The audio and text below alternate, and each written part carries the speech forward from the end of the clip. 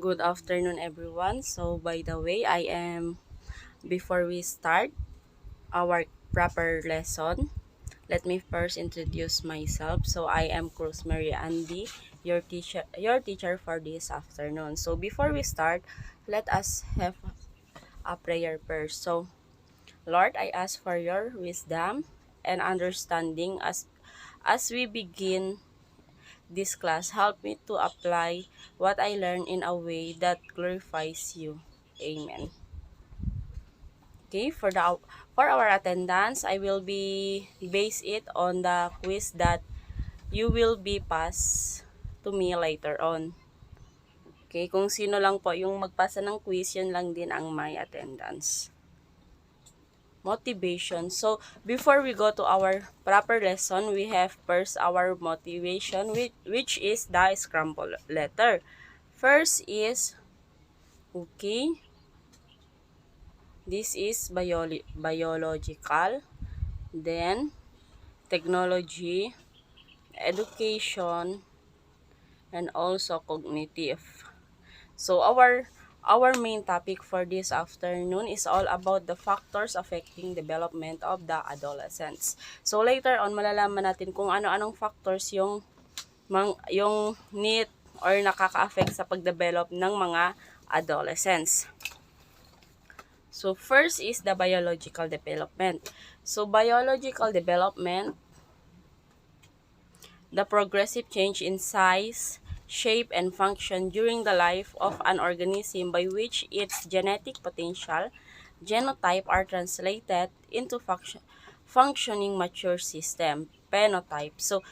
So biological development, it include here the size, the shape, and also how it's function to our daily life. So an organism which is the genetic potential, which is the genotype. So this genotype are translated into functioning system, mature system.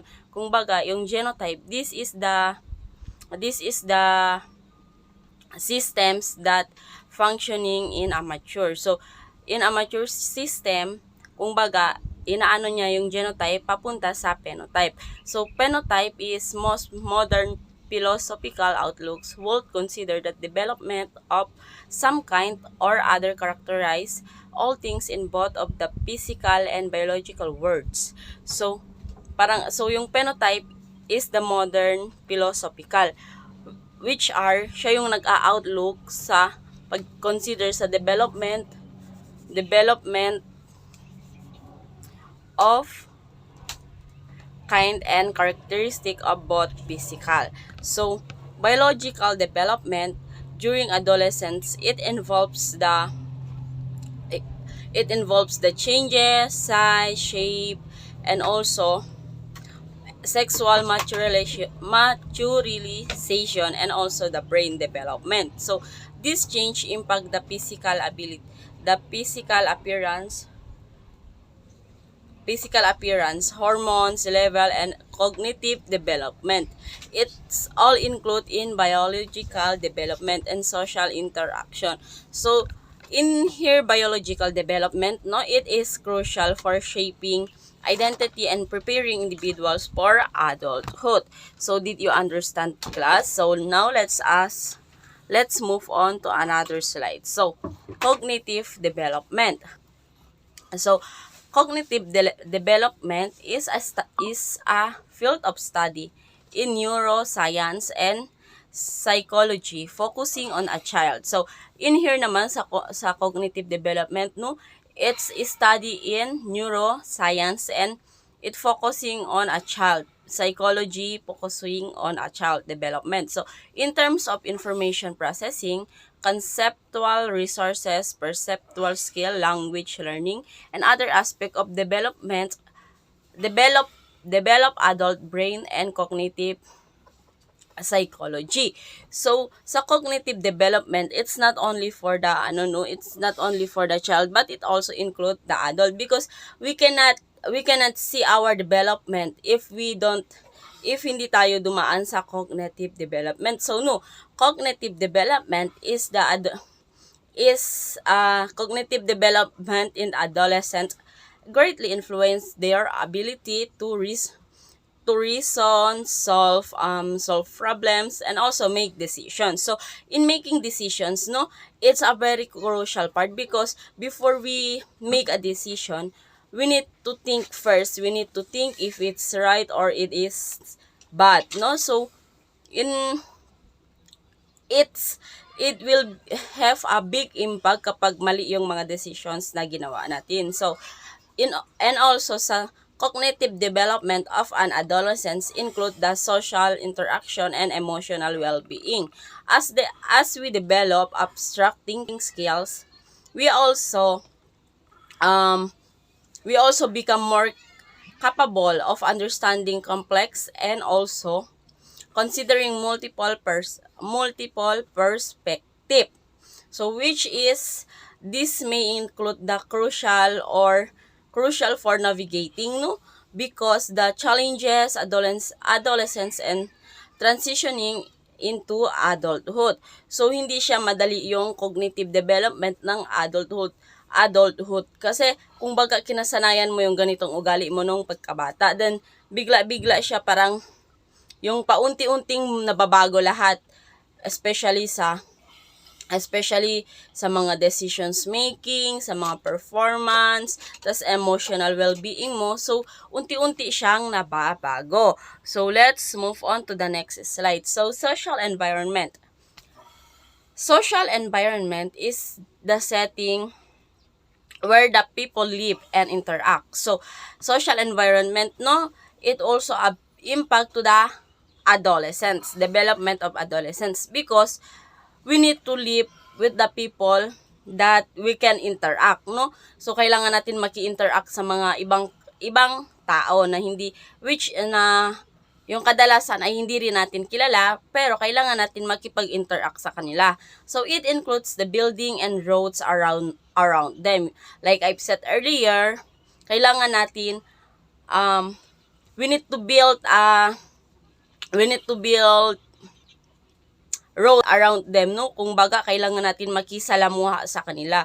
So the jobs available and how money flows, relationship between people, like who has power and how different group get along, and culture like art, religions, and traditions, no? It's not only kapag once na sinabi natin kailangan natin mag-interact sa ibang tao, no? It's not only talks about na kailangan natin sila kausapin, but we also build a good relationship with them.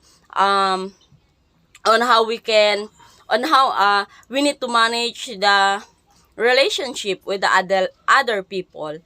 Like, it's not only when we say sa people na yun, no? It's not only when we say in their personality, but we also need to apply we also need to understand the culture that they have, and also the religions, traditions, and also we need, as adolescent, no, we need to understand the art, like the art na surround us. Okay, so also the social environment significantly shapes adolescent development.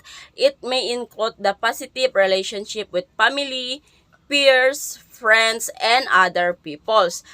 It can also be the mentors, can foster self-esteem, emotional resilience, and healthy decisions making. So hindi lang lahat umiikot doon sa kung nasa tayo lugar, doon lang iikot yung buhay natin or yung life natin. Kailangan natin maki-interact sa ibang tao. So conversely, negative influence such as peer pressure or family conflict can lead risk behavior and mental issues to us, no? Hindi lang always dito yung happy tayo, hindi lang always dito yung kung baga yung perfect life na meron tayo. We can also discover or experience such as pressure, yung bad influence from your friends, like that. So and also it can impact or it can damage our mental health, or we can have a mental health issues. So and social withdrawal. Overall, no, Overall, a supportive social environment is crucial for healthy adolescents development. Why it is crucial, no? It because hindi lahat ng nakasurround sa atin is makakapagbigay ng good development sa atin. So, gets lang po ba? Okay, let's go to the third slide. So, education and socio-economic status.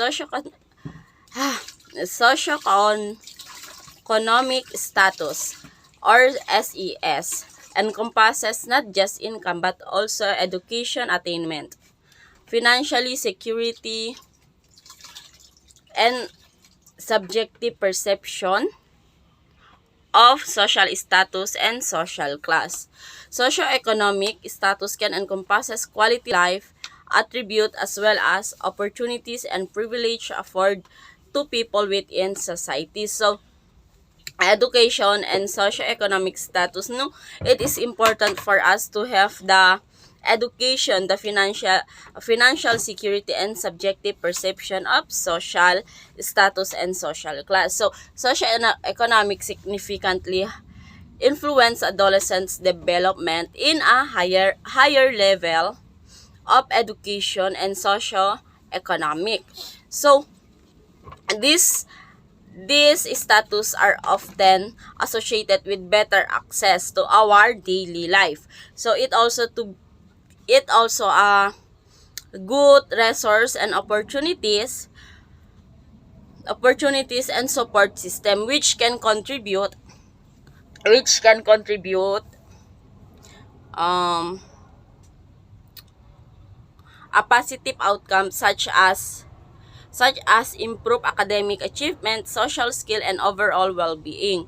So, no, ito yung maganda sa education, no, kasi hindi lang siya yung parang mag-aaral lang tayo, hindi siya yung parang yung pinipressure lang natin yung self natin in all things, no, but we can also get a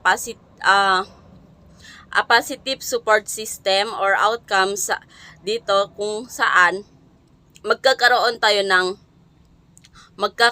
tayo ng financial security, no? So, lower academic performance include likelihood and engaging in risky behavior. So, additionally, no, these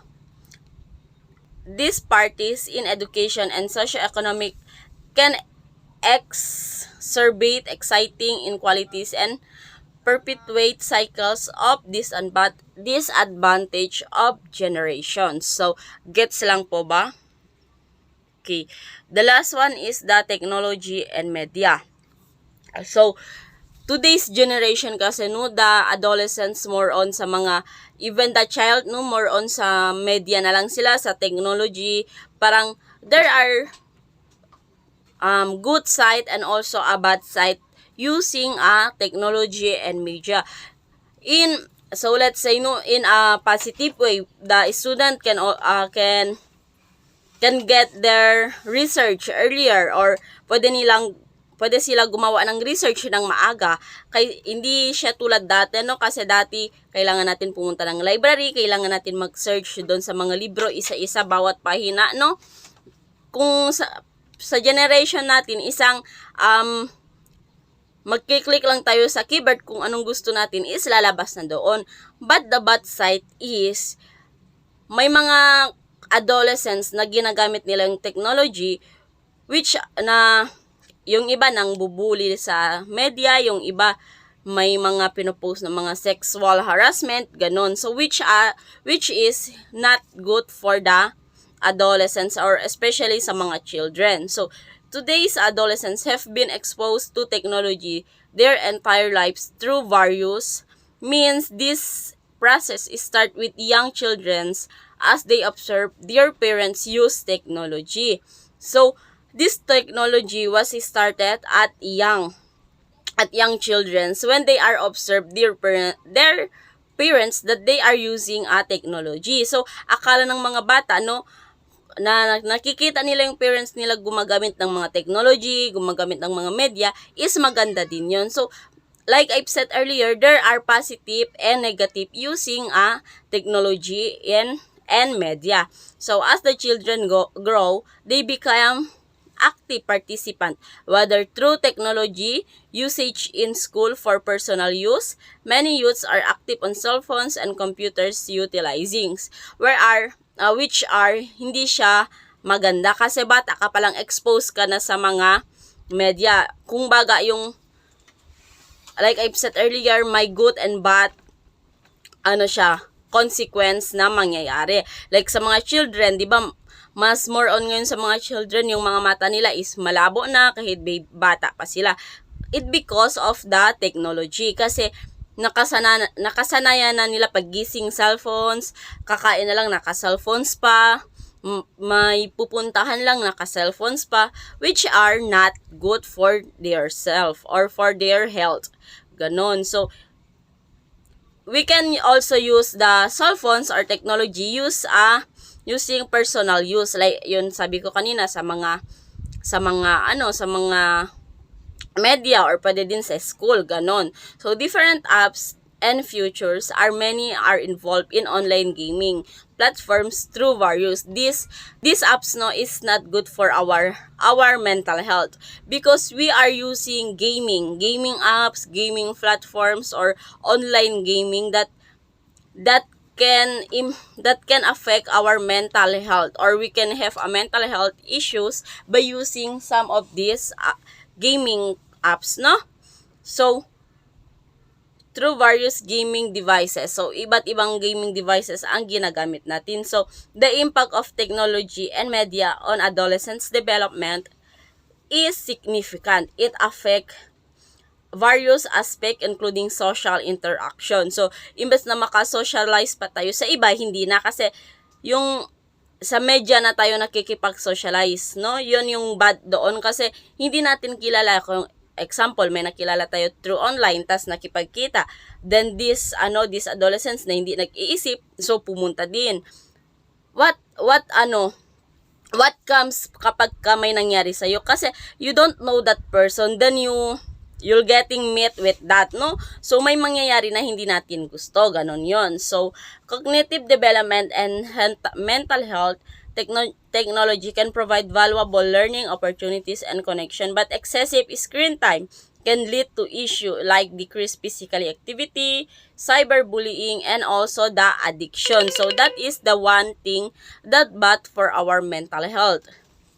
So, media exposure can shape perception and behavior, influencing self-image, attitudes, and also values. So, in using technology media, we can also balance technology use for other activities, and promoting critical thinking skills can help mitigate potential negative effect to our health or our mental health. So, I guess that's all for our lessons, no? I hope you get a knowledge from me. So, let's proceed. Okay, do you have any question, clarification, or any violent reaction about this topic? Just message me, no? Just do a private message. Why do you think these factors affecting development adolescence is very important to us? So, the only thing you need to do is to message me your answers, including the activities and also the assessment and assignment. So, for your application, activity number 1, act with me. Instruction. Make a scenario that tell us different factors affecting development of adolescent and send it to me via messenger. So, make a scenario, kung baga gumawa ka ng scenario na pinapakita lahat ng factors ng development na yon. Okay, next is assessment. 15 items. Test 1, enumeration, 10 points, 2 points each. Give me at least 5 differences affecting development of adolescents. Second is, what is the most important thing in development of adolescents and why? For your assignment, research more about more factors development, because the the factors I discussed earlier is just a common, no? Hindi siya ganun ka, no? Mas marami pang lalabas pag magre-research kayo. And also, here, assessment and assignment will send to me via messenger. That's all. Thank you.